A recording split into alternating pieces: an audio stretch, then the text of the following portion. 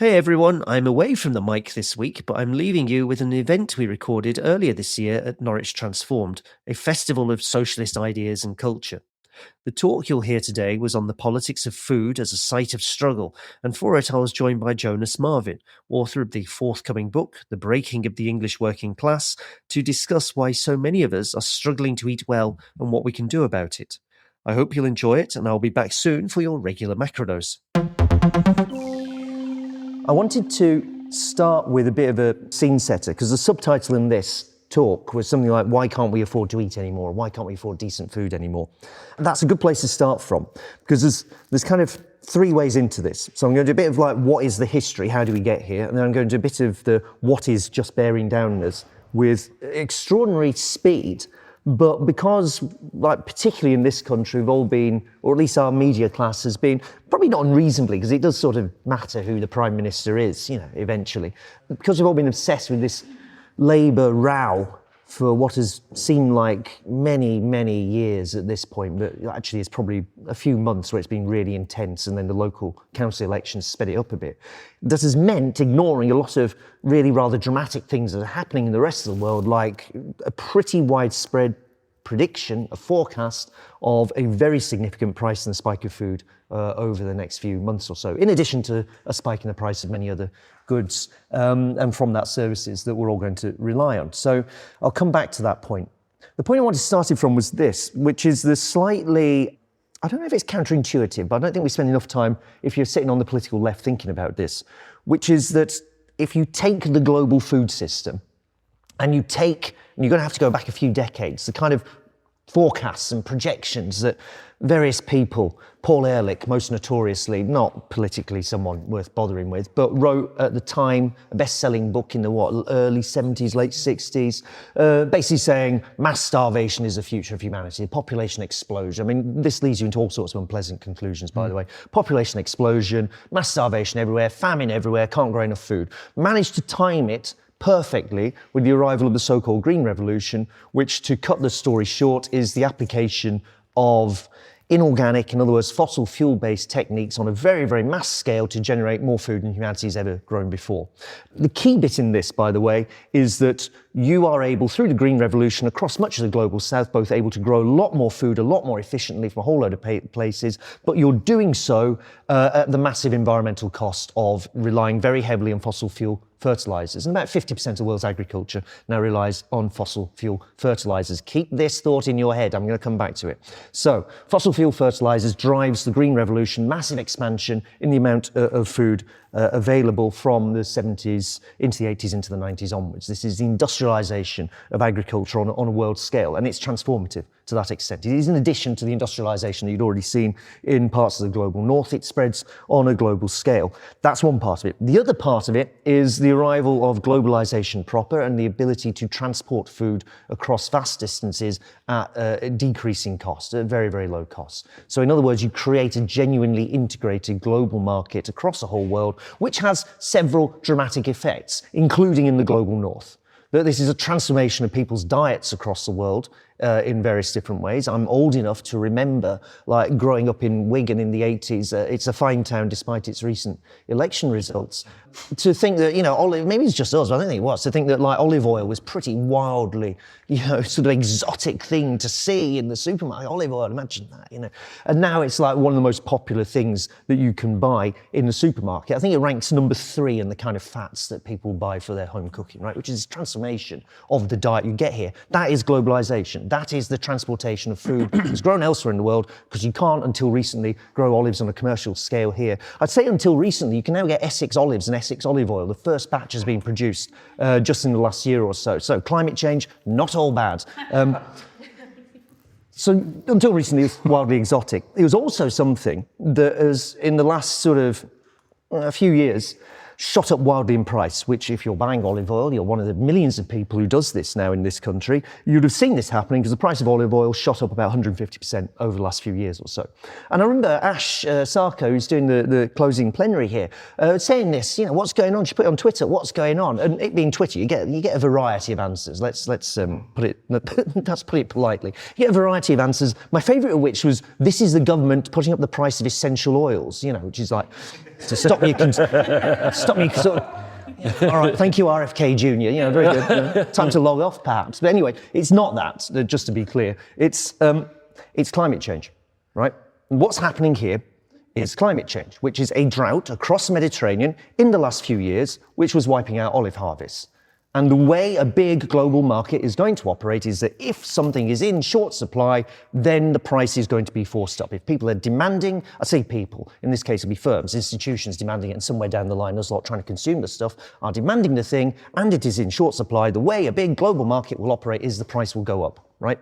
That is the direct result of climate change and drought occurring more frequently across the Mediterranean, which affects the olive harvests there. Now, the important thing to note is that climate change is a probabilistic process. In other words, some years it's going to be really hot and miserable, and some years it's going to be really cold and miserable, right? That's the future that you're kind of looking at coming out of this. The temperature varies, the harvest will vary. We actually had a particularly good last year wheat harvest across much of the world after some years where it had gone down a bit. A particularly good wheat harvest on the basis of increased rain, which you can at some level attribute to some impacts of climate change and El Nino. Keep this also thought in mind. Very good wheat harvest last year. Lots more wheat in the world. The price of wheat has fallen. Just come back to that point in a sec. So this is climate change that is delivering that shock to what is relative to me growing up some years ago in Wigan in the 1980s, like something has gone from being an exotic product to something that is now relatively commonplace, has shot up wildly in price pretty much directly, and you can be reasonably confident about this. This is what the attribution studies, the science of attribution studies will tell you, that specific weather events can now be attributed with a high degree of confidence to the process of climate change. This is what this emerging science will tell you. It is climate change that forces up the price of that. Now, that's olive oil.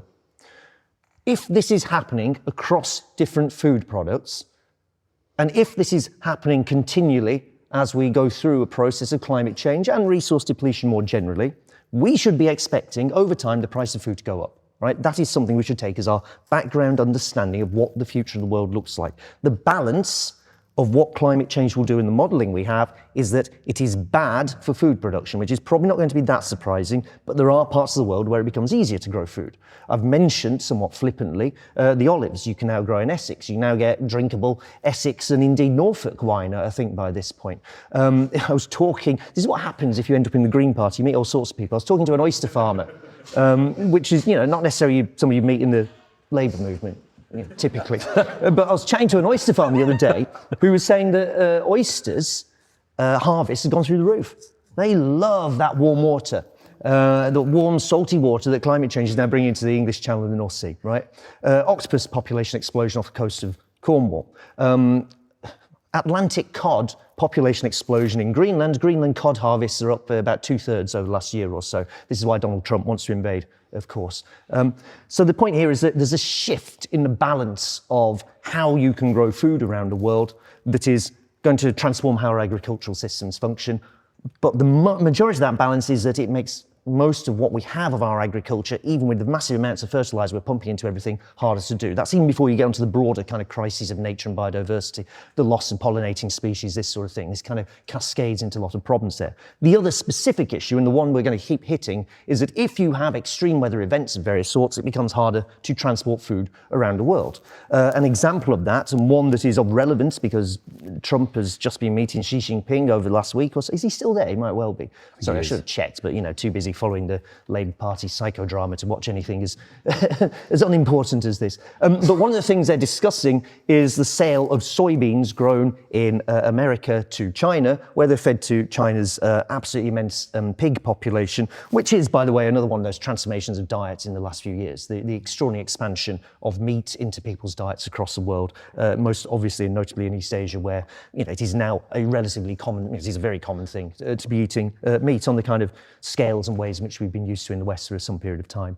So that depends on exports of soy from two places in particular. One is Brazil, which China is very happy to keep going to and buying loads and loads on, and that is a key link in the global agricultural chain, by the way, the sale of soy from Brazil to China. Soy grown with exactly those fossil fuel fertilizers in the main, because that's how you deliver the productivity on it. And the other main supplier is the US, which in the last year or so, China had just stopped buying from. Right? This is how China was able to exercise leverage against the US during this sort of mad business of Trump's tariff slaps in the rest of the world. China just said, we're not buying your soy. So the soy farmers are absolutely crying out for support from Donald Trump. They're all sitting in red states at that point in time. Trump offers a bailout, and it's one of the things they're negotiating here. The climate change link into this, because it's not just the geopolitics that's disrupting the flow of global trade and therefore starting to affect prices in different parts of the world. The climate change link into this is that the Mississippi, which runs down the middle of that southern bit of America where the soy is grown, was in a drought last year. Its water level had got so low that you could not load as many as soybeans onto those boats in the Mississippi and sail them down the Mississippi to the ports to go out to the rest of the world because the water level was too dry. So farmers were dumping soybeans by the side of the river because they couldn't get them onto the boats because physically you cannot transport this stuff. This is a climate change impact. You see some of the things happening in Europe with the Rhine and other navigable waterways. The Danube is a similar thing.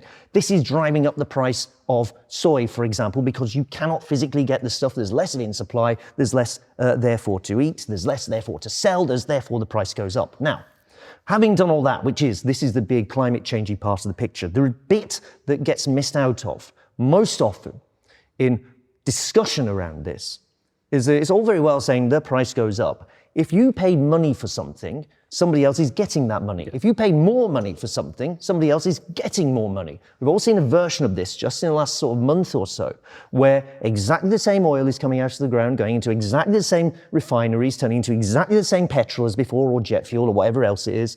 And yet oil companies are making record profits once more because the price of oil has gone up because it's in short supply.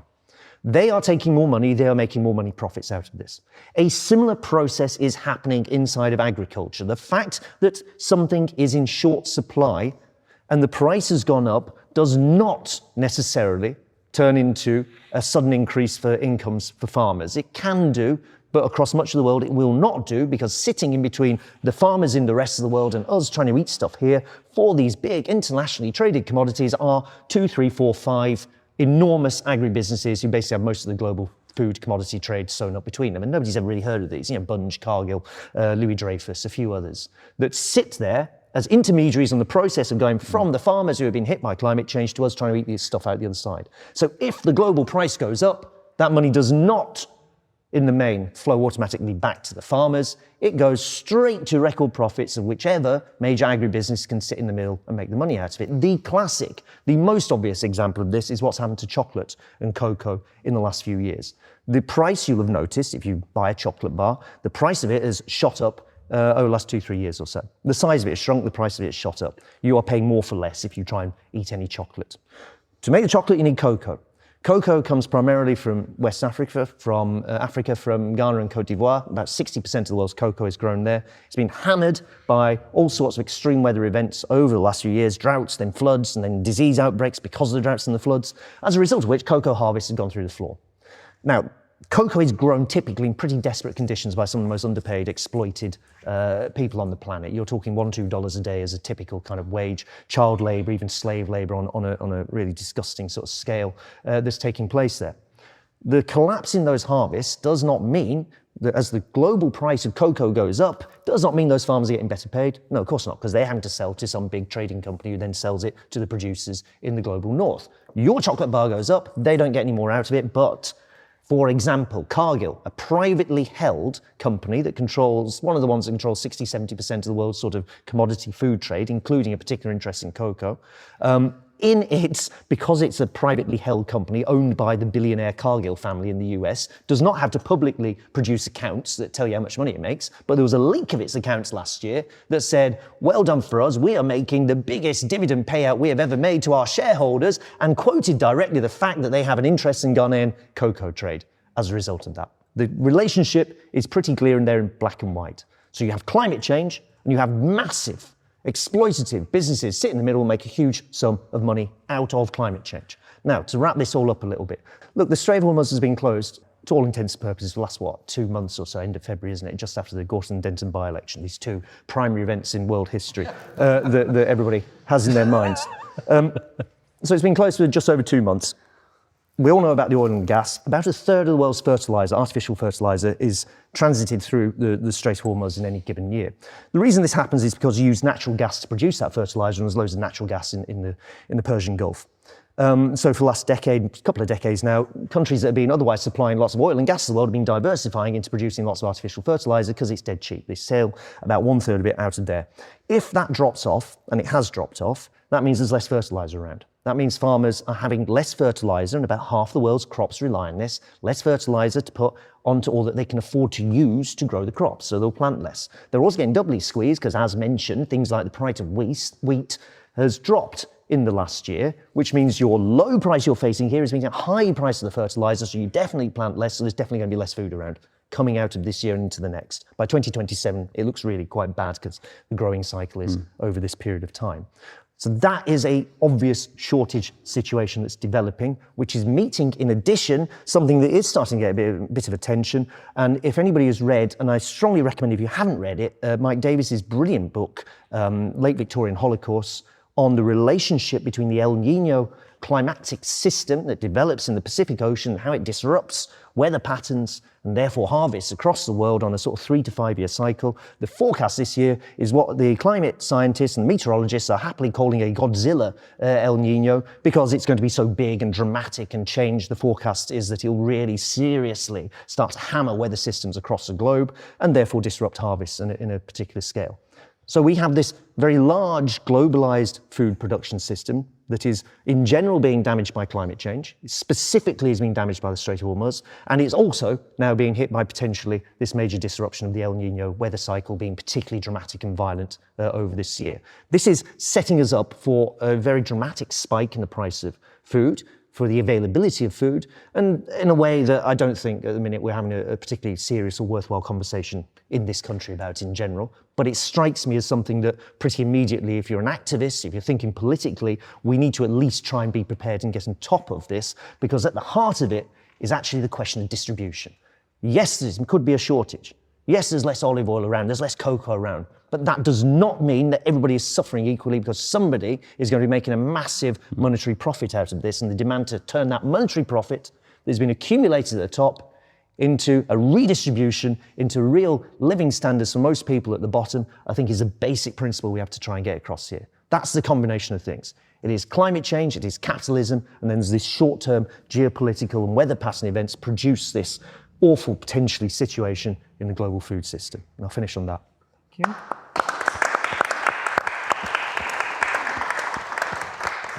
Brilliant, thank you. That really sets the big picture up perfectly. Jonas? James has done his best Marvin Gaye and answered the question, what's going on? I'm going to try and do my best Lennon and ask what is to be done. But with that, I'm going to need your help. So like one of the key things that James is talking there is about how the relationship between climate change, capitalism, and geopolitical conflict is increasing the costs of social reproduction for people across the world and here too. And so that increases the kind of angst and insecurity that we all feel when we go to the supermarket, but it also presents a source of potential class confrontation when we think about what kind of initiatives that we can take here. I'm going to take 2 detours before I think a bit practically about what that might look like.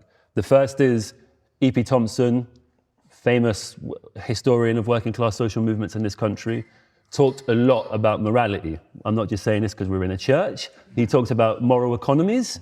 And so at the minute, what you see quite a lot is you see quite a lot of moral panics. The director of Co-op having a big moral panic about shoplifting, moral panics about gangs of youth running up into shops and stealing things, moral panics about new moral economies, I talked about this in one of the earlier panels, that are emerging as the price of life increases and people are forced to reproduce themselves in the ways that may be illicit or illegal, right?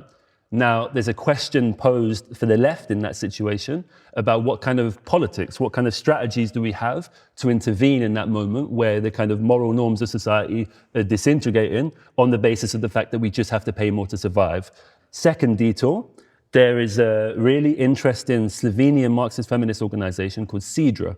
You can listen to a great podcast on the Notes from Below podcast Workers' Inquiry about them. They organize in retail supermarkets, and they talk about something that is prescient in this country as well, that retail supermarkets have typically created a barrier towards the political unity of the working class by immiserating agricultural and distribution workers so as to protect the real wages of the wider working class. So that means people that work in distribution, agriculture, in retail supermarkets get paid less so that the costs of social reproduction for people in society are less, right? You punish one group of workers so that a larger group of workers can live a bit more of a more comfortable life, and it causes you less problems as a capitalist class and the state in the long term, right? There is a problem, right? That's coming under intense pressure, right? Food price inflation is causing huge pressure on that. In a context of food price inflation, there's also competition between supermarkets around who can get the lower prices. And there's also a massive expansion of supermarkets, right? Like I'm in Stoke, in the last 3 or 4 years, they've built 3 Lidls and 2 Audis, right? There's a whole different story you could tell there about retail warehouse Britain and how that's kind of replaced any kind of meaningful culture. But that's a different question. I won't get distracted.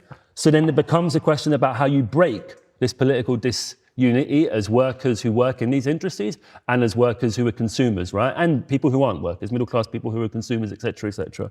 And with CEDRA, they basically have an approach where they want to support workers to organize themselves across the supply chains of food systems and combine that with campaigns and movements that demand price controls from the state and from capital. Really important, right? So this is a recognition that for the class struggle to be effective, it must take up the terrain both of production and consumption, right? There's that kind of central way of how our lives are currently ordered. It's disintegrating, and then you have an organization in a different country trying to work out a strategy to resolve that, to struggle on precisely the terrain that James was talking about in terms of distribution, right? I think one of the things that we have to do in terms of thinking about effective political strategy at the minute is we have to find a way of articulating different parts of a broad coalition to struggle on particular timescales for a distinct set of short-term outcomes, which then open up a deeper terrain for a kind of deeper conversation about how our food systems are organized, right? So we want to combine a notion of the present with the future. We want to use struggles over price controls, a demand over price controls, to open up a space to have a conversation about how our food system is organized, about how our food system can become dependent, about how migrant agricultural workers aren't divorced of their citizenship all the time, right? These are the kind of conversations and I think what I'm trying to get to is how you use price controls as a wedge, right? Price controls is a kind of priority, and you use that as a wedge to then open up a broader conversation about how our food systems are organized. And we begin to tell stories about how our food systems are currently managed and made inaccessible to us. And I guess in that spirit, I've been involved in some conversations about the potential for a campaign around price controls and the kind of demand on the state that you can put for price controls, and then also thinking about the space, that kind of space that you open up with a kind of movement demand for price caps. What else can you then begin to talk about? Can you begin to talk about, for example, national collective bargaining for retail and distribution workers in the food industry? Can you begin to talk about, in a kind of Zoran Mamdani fashion, council-owned community food co-ops geared towards lower-priced food, right? What kind of demands can you use to break apart the coalitions of the right? You know, the kind of spectre of farmers in the imaginary of the right in this country. What kind of demands can you use through that battering ram of price controls to try and break that apart, right? So it's intervening in the crisis today with key strategic demands to improve people's living standards, but also then to push forward a series of sharper arguments about how we're going to transform food systems in this country. What are the key points of leverage in this situation, right? What key points of leverage do we have in a struggle for price controls? So I give you 4 that have come up in discussion, right? 1 is leverage campaigns alongside institutions like BWAFU, the Bakers Union, organizations like Organize Now, seeking to relate to, build connections with, and increase organization amongst retail and distribution workers. For example, one of the first political experiences I ever had, there were big electrician strikes in central London, and part of that was Unite would send big groups of workers to different sites to leaflet, to picket, to basically build a base amongst other groups of sparks who were also getting it in the neck by Balfour Beatty, a big construction firm in central London, right? That's one outlet. 2, this one's much more fun, Occupy-style citizens cookouts, right? So you have public protests, countercultural barbecues, you reclaim public space in town squares, and you use these cookouts as a space for articulating a different communal culture around how we organize and consume food. You know, maybe if you're lucky, you can get Nigella Lawson along and you can really flip Thatcherism on its head, right? Number 3, local and national protests, which aim to mobilize a kind of larger constituency and, you know, represent a kind of sequence of structure tests for ascertaining the scope and depths of this potential movement.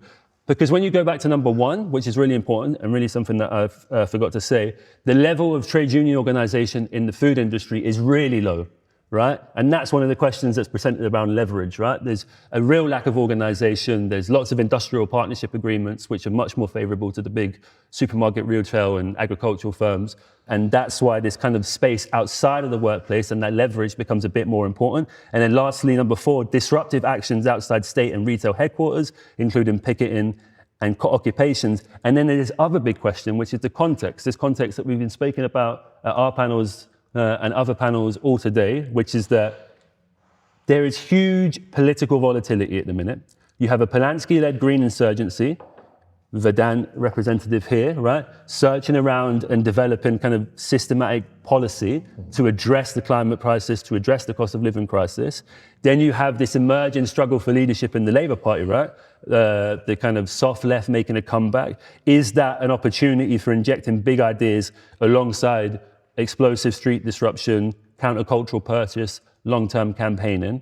I'll leave it there. There's a lot more I can say in terms of like what a campaign model and structure might look like. Crucially, how something like this would stretch far beyond the corridors of the far left. Like I was in Co-op the other day and there were 2 older women just talking about how extortionate food was. They were in the reduced section, right? This is really deep-seated. This isn't just the image of Food Bank Britain in the austerity years, right? Which was a kind of fractional but real section of working class people. This is like an increasingly massified phenomenon. So the potential is really there to do something quite profound. I guess I want a bit of a conversation about how we do it. Yeah. Thank you for listening to today's show. Macrodose is a Planet B production. If you enjoyed the show and you'd recommend it to friends, please consider leaving us a rating and review wherever you get your podcasts. You can find all our episodes, including our bonus interview content, on our Patreon at patreon.com/macrodose.